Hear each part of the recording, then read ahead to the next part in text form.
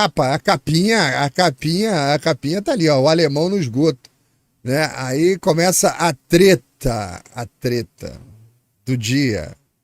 O chanceler alemão chegou na Alemanha lá e mandou a real, falou: senhoras e senhores, olha lá, Meine Damen und Herren, wir leben vivemos num dos países mais bonitos do mundo. in einem der schönsten Länder der Welt.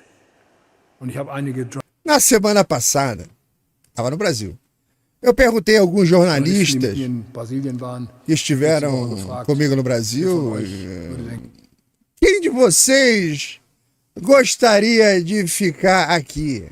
Olha lá. gerne hier bleiben. Da hat keiner die Hand. Ninguém levantou a mão. Todos Wir waren alle ficaram froh, dass wir vor felizes allen Dingen aus diesem Ort, wo wir da waren, por termos voltado para a Alemanha na noite de sexta-feira para sábado, wieder nach Principalmente. Deutschland zurückgekehrt sind in der Nacht von Freitag. por termos saído daquele lugar onde estávamos. Todo mundo feliz por ter saído daquele lugar onde estávamos. Nós passamos a semana aqui falando sobre todos os problemas que estavam sendo enfrentados na COP30. Problema de hospedagem, problema de alimentação, problema de calor, problema de logística, problema de segurança. Deu tudo errado na Flop 30. Tudo organizado pelo PT, tudo errado na Flop 30. Beleza. Mas aí a informação chegou aqui no Brasil, né? E começou a histeria. Vi de tudo aqui, tanto aqui em Belém quanto em Brasília, quando fomos repercutir essas declarações. Em um primeiro momento teve um fato curioso, eu estava conversando aqui na Blue Zone com um integrante graduado ali da delegação brasileira, achou que era pegadinha até, falou: não é possível. Aí mostramos o vídeo, evoluiu para assim, inacreditável, e depois considerou uma grosseria sem tamanho, né? E checando ali também em Brasília, essa foi a diretriz, pelo menos do Palácio do Planalto e do Itamaraty, de avaliar que foi uma grosseria inacreditável, mas que não haveria resposta, que caberia ao próprio chanceler responder e explicar o contexto da sua crítica. O governo brasileiro, eu senti que não quer entrar nessa. Primeiro... Vamos abafar.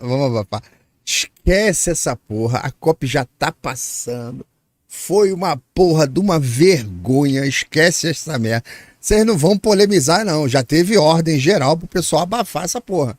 Não esquece. Não, fica quieto. Quieto. Ah, mas o chanceler falou não sei o que, não quer. Esquece que o chanceler falou. Vai ampliar o negócio pro mundo. A vergonha foi já para quem teve aqui. Tá todo mundo quieto, pô. Deixa, vai dar o efeito Streisand. Porque expõe até o episódio da semana passada, da crítica da ONU, uma carta formal endereçada às autoridades brasileiras com as críticas aqui à Blue Zone, né? Nós noticiamos isso. E para não levantar um palanque ali para o chanceler alemão e não deixar esse tema contaminar também essa reta final da COP e também a própria vinda do presidente Lula na quarta-feira. Muito obrigado. O Lula ainda vai falar na COP quarta-feira. Então, eles querem Operação Abafa. Mas é difícil fazer Operação Abafa porque a internet é imparável, né, cara? A internet tá aí com um monte de gente falando, um monte de gente comentando, o pessoal do próprio governo. Eles não têm união, né, cara? Ali é cada um por si, né? É uma zona essa porra desse governo. Cada um por si, né?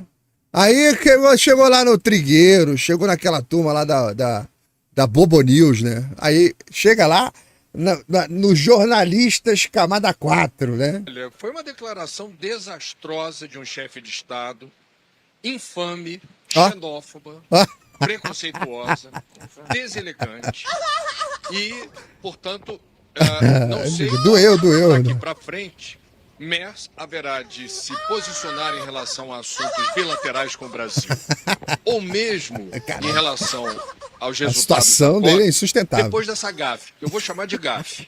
Gafe. E tô aliviando a barra dele, chamando de gafe.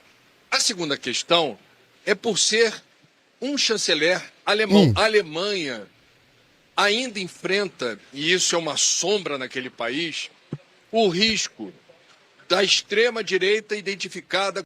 Caralho! Caralho. Eles não conseguem, mano. Eles não conseguem. Já vai bater no Bolsonaro daqui a pouco.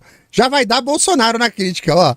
Já tá associando o chanceler ao nazismo. Ó. Vocês estão sentindo que tá chegando? Tá chegando, ó. O cara pisou em merda aqui na COP. Ficou no calor, problema de hospedagem, problema de segurança, problema de alimentação, pagou caro pra cacete, o evento desorganizado, uma merda, mas não pode reclamar. Mas daí ele já tá virando nazista, falta pouquinho pra ele virar nazista, vamos ver. Com o neonazismo. Pá, chegou. Tem esse discurso de intolerância e preconceito em relação a outros países considerados ou nações inferiores. Isso guarda remanescência. Cara.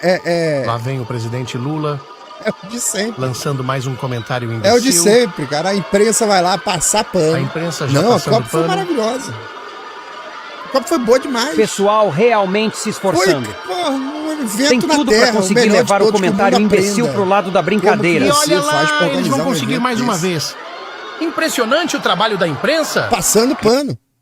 Ou tem uma relação com um passado não muito distante, motivado a Segunda Guerra Mundial pela ideia da supremacia. Caralho, mano. É difícil até pra analisar, cara, pra eu fazer comentário. É difícil, cara. Porque o cara deu uma volta no quarteirão, o cara agora foi lá na Segunda Guerra Mundial. O cara tá reclamando que o evento da COP foi uma merda. A gente tá noticiando aqui, todos os países estão vendo que tá uma merda. Foi parar lá na Segunda Guerra. Esses são a galera que quer informar o brasileiro sobre o que está acontecendo. Ariana, germânica.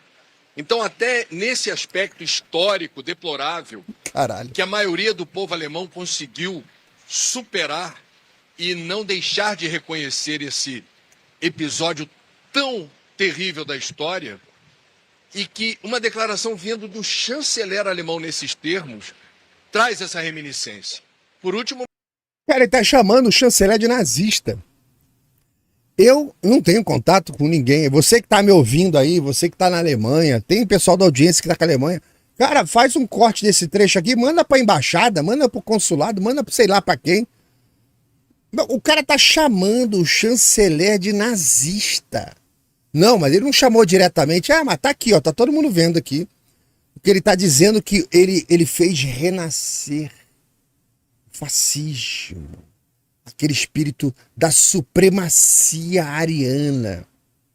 Nojento o discurso desse filho da puta aí, ó. Mas não menos importante, os alemães têm, do meu ponto de vista, essa missão de ser um país onde, após a reconstrução, com a paz, com o fim da Segunda Guerra Mundial, se tornar o país mais rico e populoso da Europa, e as bases dessa reconstrução inspiradas na sustentabilidade. A Alemanha foi durante décadas o carro-chefe de um pensamento cultural, arquitetônico, logístico, energético, inspirado exatamente em algo que o Brasil é uma potência. Então ele não respeitou. Caralho, peraí. Peraí. Ele tá dizendo que dá até coceira, mano. Porra, peraí. Ele tá dizendo que a Alemanha, depois da Segunda Guerra Mundial, né, se tornou o carro-chefe da Europa, mais ou menos, né? Demorou bastante tempo, precisou do plano Marshall, precisou de um monte de ajuda, o país estava destruído, né? O maior país da Europa era a França, mas tudo bem. Aí foi seguindo, mas essa potência que fez a Alemanha ser o principal país da Europa, em população e economia, meio que inspirada no Brasil, que ele tem a potência lá que o Brasil tem aqui, cara, eu não entendi, foi porra nenhuma, tá? Não estou nem essa condição. Nada. Existem muitas afinidades entre Brasil e Alemanha nesse sentido. Qual? Olha, e essa declaração caiu como uma bomba aqui em Belém, é bom dizer. Vários jornalistas, Ótimo. negociadores Tá todo mundo concordando, é. tiveram uma dificuldade de acreditar na era da inteligência artificial se essa declaração de fato foi dele. Constatada a autenticidade da gravação, ele ficou numa situação, penso eu, muito delicada perante a comunidade internacional. Puxa vida, vai cair o primeiro-ministro. Cairá o primeiro-ministro. Cairá.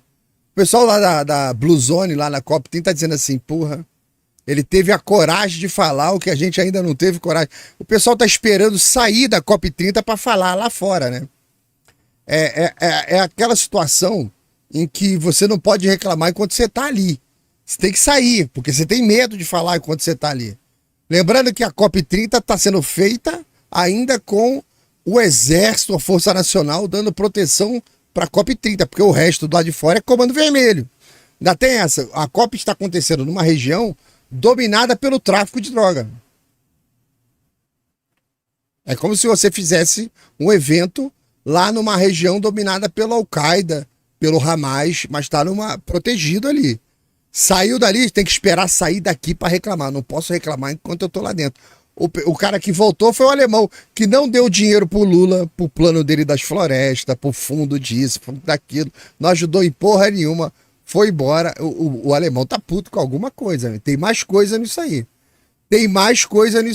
Aí o Marcos Sintra manda logo de manhã aqui também, ó. O Marcos Sintra manda lá, ó. Acorda, Brasil. Basta desse patriotismo fanfarrão. Acordem. Não por acaso, aqui ó, Belém, né? Aqui ó, não por acaso eu acho que ele deveria ter dito isso, que Belém é a cidade mais linda, é a cidade mais agradável do planeta. Algum de nós aqui diria isso? Foi uma gafe mais do que legítima. A COP flopou feio. Tá ali ó, a galera tá louca na internet. Todo mundo ficou contente por termos saído, retornado da Alemanha, especialmente daquele lugar onde nós estávamos. Mas aqui, gente, olha só, o pessoal que vai fazer o corte aí, dá até coceira, mano. Cara, a histeria da esquerda brasileira, especialmente essa ala ligada aí ao PT, diante dessas críticas aí à COP30, segue um padrão antigo, conhecido, repetitivo, tá? E até mesmo infantil. Por quê? Porque no imaginário petista, o Brasil só pode ser elogiado, principalmente se ele tiver no governo. E assim, elogiado mesmo quando tudo dá errado. Mesmo quando a logística falha, quando o evento vira caos, chove, a água da chuva cai toda lá dentro, inunda aquela porra, você tem que andar com água no joelho. O pessoal preocupadíssimo em ser... tomar um choque lá, cheio de gerador ligado e você andando com água no joelho, tá? Mesmo quando a organização expõe esse vexame internacional, você não pode criticar. Jamais! Para essa galera do PT, o que você viu foi jornalista do PT aí, né? A crítica é um ataque à nação. Mas não é só isso. E esse comportamento não é amor ao Brasil. Cara, isso é controle de narrativa. Quem está fazendo isso já está mandando o sinal. Não ouse ampliar esse discurso. Não ouse. Já é isso, é controle de narrativa. Você está vendo aí, é um velho truque. Você confunde o Estado com o partido, você confunde o governo com a pátria, tá? E essa organização toda fracassada vira um tal de patriotismo ferido. Se alguém apontar o erro, alguém apontar a falha, ou simplesmente descrever a realidade que viveu ali, porra, cara, trânsito colapsado. A estrutura instável. Choveu, molhou. Fez calor, esquentou. Os protocolos falharam. Acesso, teve problema de acesso. Teve gente credenciada que não conseguia entrar. Aí liga para um, liga para outro. Uma zona, cara. Problema de comida, problema de preço, problema de calor. E você viu o cara da imprensa falando que a internet não funcionava. E você não conseguia fazer um podcast, uma transmissão, uma barulheira fodida na área da imprensa, porque não tinha proteção acústica. Então, você não pode falar mal de nada. Tremenda incompetência administrativa. E a conclusão do partido, da imprensa é: estou falando mal do Brasil. Não, cara, estou falando mal da COP. O Brasil não é a COP, o PT não é o Brasil, estão falando mal da COP. Tá? Cara, é uma síndrome autoritária. Mas é assim que eles se protegem. Isso aqui é malandragem. Eles transformam qualquer crítica num ataque imperialista. O cara virou nazista no comentário do Trigueiro.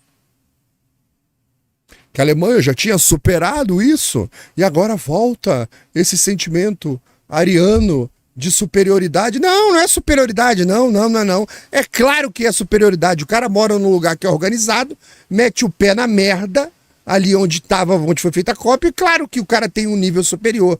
Mas não porque ele se julga superior. Ele vive em algo superior. Que é mais organizado, é mais limpo, as coisas funcionam melhor, é assim. Aí chega lá no zaralho e você não quer que reclame. Porra, e aí eles fazem isso de propósito, gente. Isso aqui é estratégico. A crítica vira ataque. É preconceito. É colonialismo. É racismo ambiental. E uma porrada de outra palavra da moda aí. Nunca é a porra da falha da gestão. Nunca é a incapacidade administrativa. Nunca é a porra da incompetência política do PT. A culpa é sempre do outro. A culpa é do crítico. A culpa é sempre daquele que está apontando o problema. E nunca de quem fez a porra de um trabalho porco, que foi a galera que organizou essa COP aí. É por isso que vocês verão hoje esse surto coletivo, ele vai ampliar, porque a rede social ela é incontrolável. E ela amplia meio que contra a vontade do PT. Ele quer abafar isso. O Lula vai lá quarta-feira falar, tal. O pessoal vai acabar perguntando, vai ficar um mal-estar danado. Tá? O Brasil é dependente da Alemanha para armamento do exército, para nossas usinas nucleares. Tem um monte de dependência de Alemanha na área de farmaco. Você entra numa farmácia no Brasil, ou tem remédio alemão, ou tem remédio americano, cara. Só tem esses dois. Um ou outro francês ali perdido. Então tem um monte, ó, o maior RP usado no Brasil, o SAP, mas é alemão, pô. Então tem um monte de coisa na relação Brasil-Alemanha aí, tá? Então o pessoal tá querendo que fica quieto. E a verdade é que a COP30 foi um fracasso. Virou a porra de um festival do improviso, tá? A logística foi um caos, a infraestrutura não comportou o evento, houve constrangimento real. E não só real, o constrangimento na COP foi verificável, tá? A logística foi um caos. A infraestrutura não comportou. E em vez da galera reconhecer esses erros, aprender, melhorar, é a velha histeria de sempre. Como ousam criticar o nosso evento?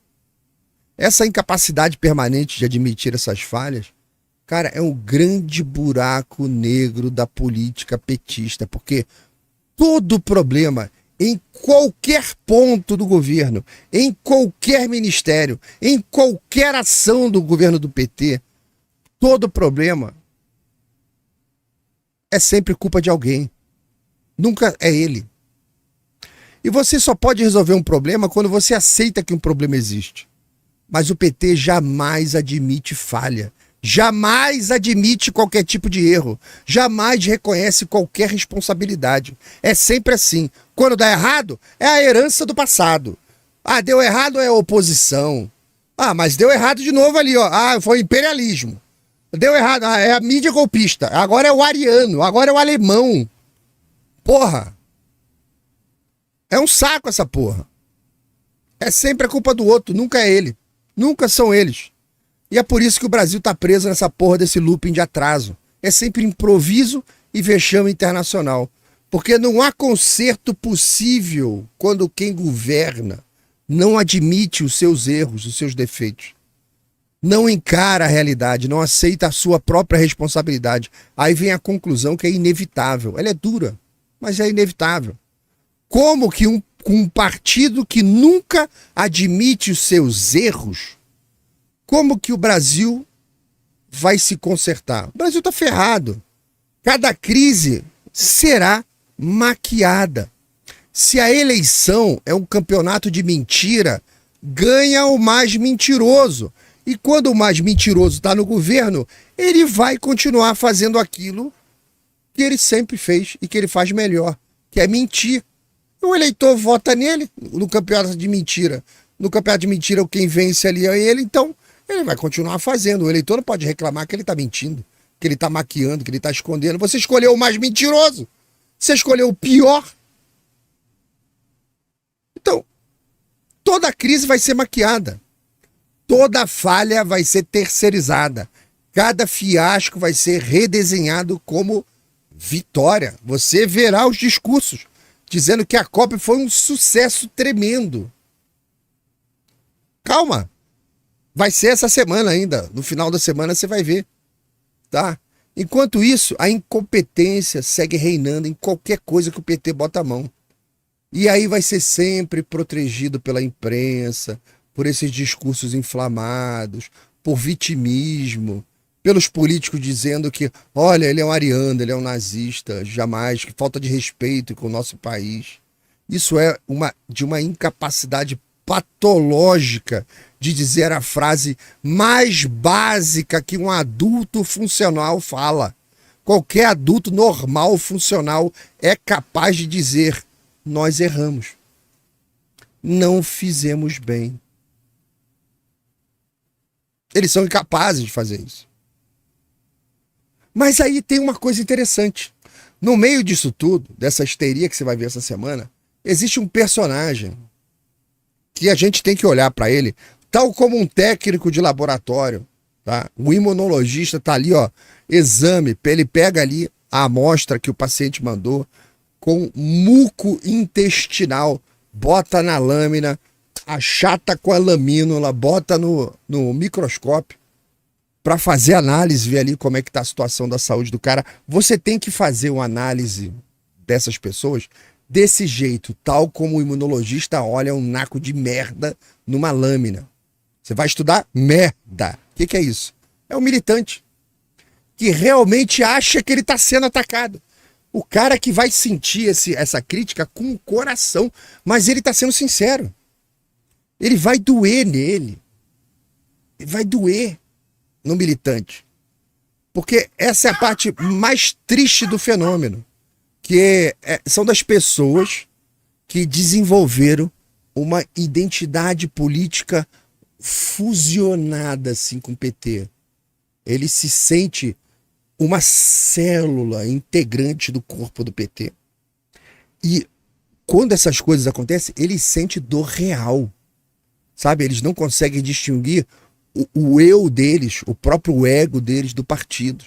Se você critica o governo, ele sente no coração que aquela era uma crítica para ela.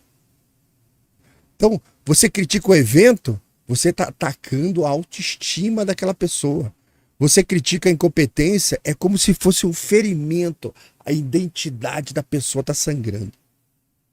Sente no coração. Você deve conhecer algum petista doente, que é nada mais, nada menos do que um pleonasmo, né? Petista doente é a mesma coisa que você falar anexo junto, outra alternativa, vereador da cidade, há anos atrás, duas metades iguais, petista doente é tudo igual, pleonasmo.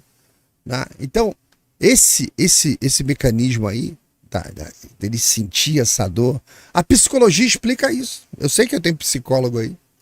É como uma fusão identitária. Sabe aquela projeção do self coletivo dele? Então é um mecanismo que leva o sujeito a dizer: se você criticou a organização da COP30, você está criticando o Brasil. Você está me atacando. Você vai ver na rede social. Esse é um fenômeno muito comum em esses grupos onde tem um forte senso tribal. Ele tem uma mente primitiva, né? Ele é um cara mais primitivo. Então ele forma aquele grupo, aquele senso tribal, ele se ofende. São grupos onde a narrativa de perseguição é aceita de maneira natural, estão nos perseguindo. O cara lá na Alemanha falou uma frase e ele acha que está falando dele. Esse cara tem uma necessidade fisiológica de pertencimento, tá? E ele tem uma baixíssima tolerância à ambiguidade. Para ele, o mundo é um só. E essas pessoas são doentes. Você tem os cínicos. E você tem esses que são doentes. Doente mesmo. Ela realmente se sente injustiçada. Então, quando o chanceler alemão critica, elas interpretam como uma humilhação pessoal. Tá? Não é uma avaliação objetiva da situação real que ele passou. Que o alemão experimentou isso. Ele comentou. A galera que tá na internet há mais tempo aí conhece aquela teoria lá das 12 camadas da personalidade aí do Olavão, tal, que ele traz aí do passado. Cara, essa galera aí, ó, que tá reclamando, camada 4. É camada 4 na veia. O pessoal conhece aí das 12 camadas da personalidade, camada 4. O indivíduo na camada 4, ele não pensa, ele sente. Ele se acha especial porque ele é sensitivo.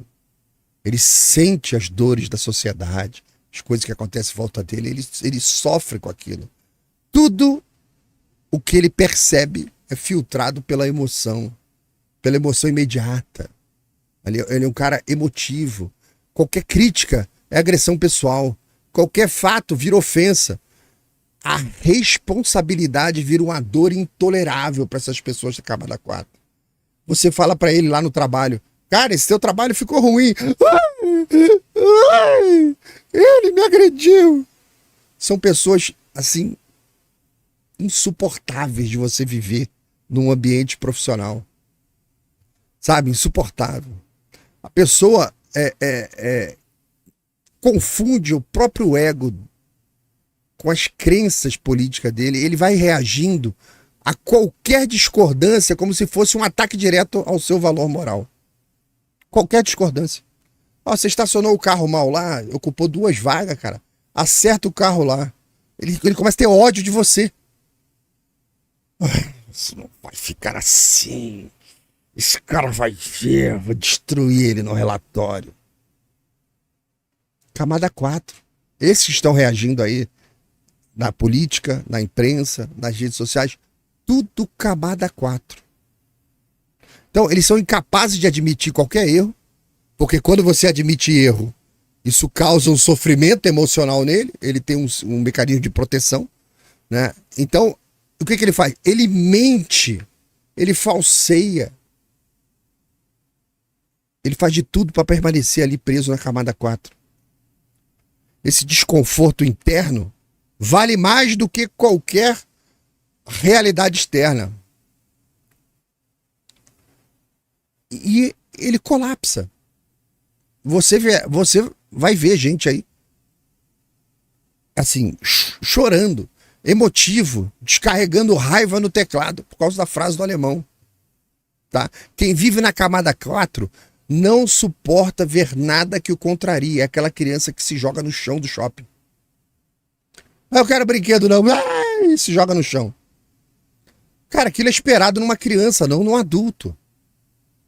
Então, essa é a chave que o Olavo explica, porque sociedades inteiras podem viver presas em ciclos de auto-engano, em emoção política, numa incapacidade absoluta de aprender com a própria incompetência. É um problema brasileiro fortíssimo. Uma parcela enorme da nossa sociedade está presa na camada 4. Reage qualquer coisa por emoção. Você dá qualquer tipo de aperto, a pessoa chora, geme, reclama, vira um drama. E a questão do alemão aí, fazendo a crítica ao Brasil, virou um drama. Mas o mais absoluto drama. Cara, que vergonha. Que vergonha da COP30, do PT, e agora que vergonha dessa reação da imprensa, dessa reação dessa turma, cara, que vergonha. Mas é lindo, ao mesmo tempo é lindo ver.